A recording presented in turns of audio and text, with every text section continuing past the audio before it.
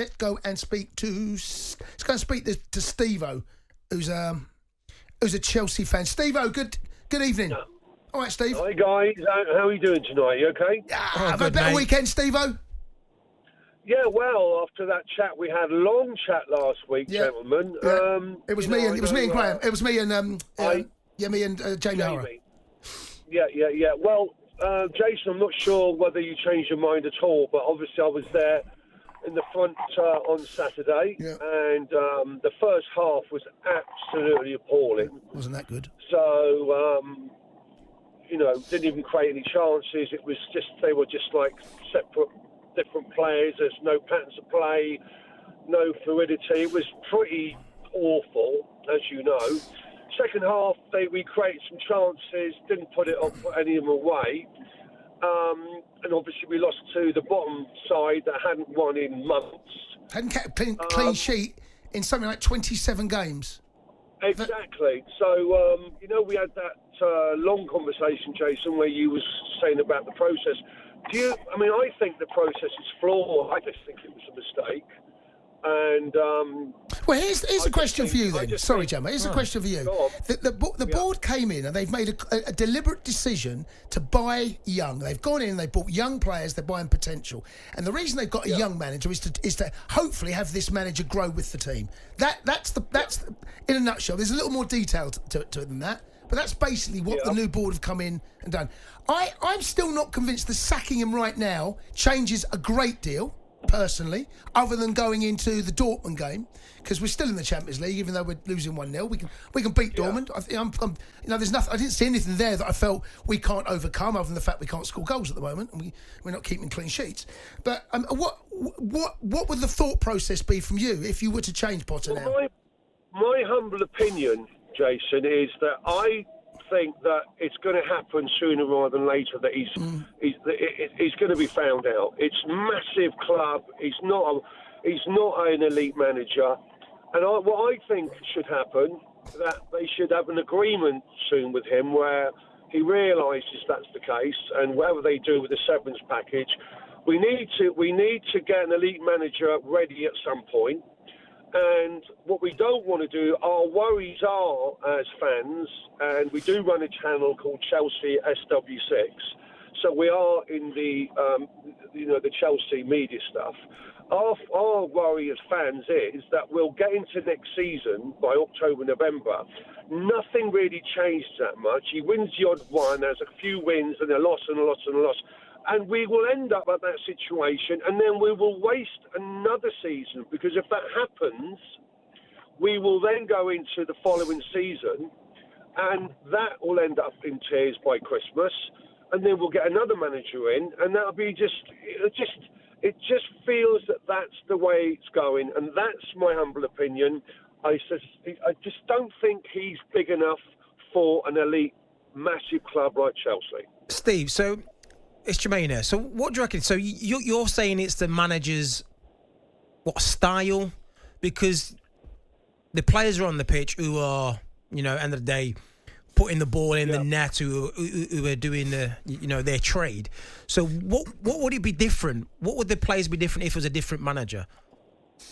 Well, the figures say that Brighton, where Potter was manager before, wasn't a high-scoring team, and since De Zerbi's been in, I think that's his name, so don't... Yeah, De Zerbi, De Zerbi. They are more of a heavy-scoring team. Solly March especially, he's scoring for fun at the moment. And it seems to be that Potter creates chances. I'm not really sure what he's doing, but it just... there doesn't seem to be that many ideas on the pitch, and I don't know quite what's going on, but it just seems like there's 9-10 players out there that there's no patterns of play. They're not putting the ball in the back of the net. I don't know. All I know is when Tuchel came in, when Frank was fired, he came in and he sorted the side out. And even when Frank came in, we got top four. Tuchel came in, we won Champions League. Why why is it so bad? Why is this so bad? You guys are more. Oh, there's not one thing, Steve. To have listen. I appreciate the call, Steve. Make sure you call back. It's not one thing. There are so many things at the club. It's been massive change, biggest change ever at a club, from the very top. Right from in the middle, Marina went, Czech went, Bruce Buck went. They changed the whole scouting network, brought staff in. It's a new football club. Yeah, essentially, and it's a brand new football club, and that's going to have a massive impact on any club. Doesn't matter how good or bad. But of course, none of that matters if results on the pitch don't improve, because ultimately it's a results-driven industry, and people aren't. There's only so many patient Chelsea fans are going to go, yeah, well, wait. There's a lot out there now. There's a lot out there. The players have got to look at themselves. There's all of it. The players have got to look at themselves. There's all of it. Let's go and speak to Mark, who's a Newcastle fan. He's dialed 03717223344. Marky Mark. All right, lads, how's it going? You sound like how I feel, Mark. I know you got beat the weekend, but you got a final to look forward to. Yeah, I'm over the moon by the way we're going. I just called up about your club, to be fair, like. Well, what do you want to say about my club? I just like to, first of all, thank you for giving us a better chance of getting into the top four this year. Yeah, but I think Liverpool, you'd be more worried about Liverpool right now. I think what they're doing. I don't worry about them. I think, to be fair, they're a better quality squad and just put a shift in the last game, whereas your team's not doing that, to be fair, by the looks of it. They just think they've made it and they're not trying. And also, like Potter, you just think that's too much. He's a new Ranieri to me. Like, he needs to just pick a system and go with it, to be fair. Yeah, I mean, I don't think there's been a lot of mitigating circumstances. He's had injuries. Those players are coming back. There's no question. Now all of a sudden he's been given a brand new squad. Sort this out, get them into a team. And I think right now there's just too much going on in front of him. There's just too much. There's too much choice. In some ways, players as well, I think, and also like by that Bowley picking all the players and stuff, it's wrong really. Like the way we've done it this year is good. Like with Ashworth and stuff, and just picking one or two to come into the squad each bit by bit. I think it's worked out well for her. But I think really you should get rid of Potter and get Steve Bruce in. I think that's the best thing to do, to be fair. Mark, listen, if we get Steve Bruce in, then I'm coming out of retirement because me and Steve Bruce go a long way and we'll get out to great. Yeah. So.